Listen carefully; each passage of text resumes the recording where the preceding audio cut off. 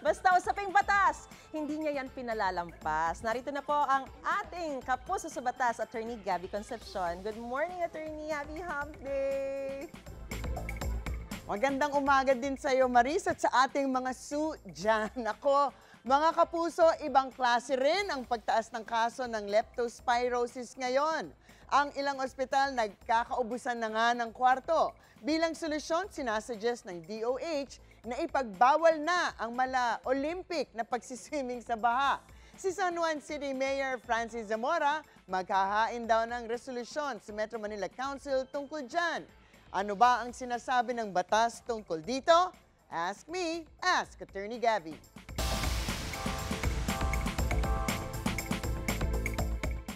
Attorney, hindi na bago yung may mga nagsiswimming sa baha, lalo na yung mga bata. Pwede bang basta-basta ipagbawal to ng LGU sa pamamagitan ng resolusyon?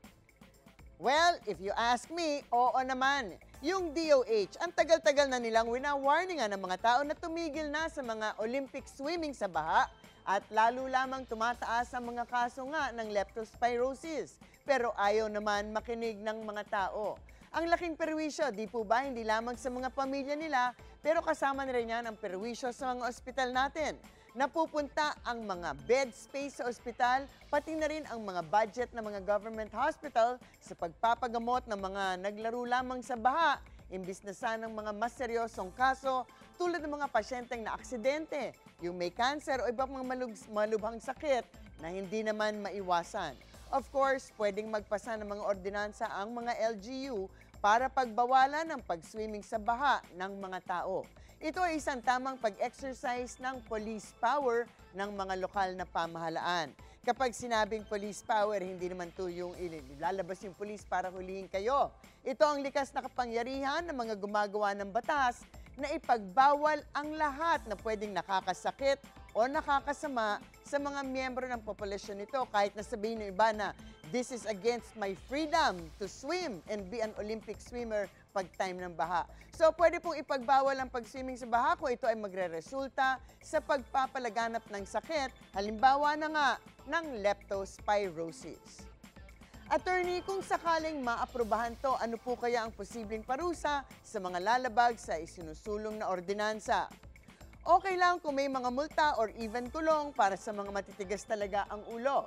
Pero siguro kailangan nilang siguruhin na ang ordinansa nila ay walang parusa kung ang mahuhuli ay ang mga menor de edad na usually sila naman talaga ang mas enjoy magtampisaw sa tubig.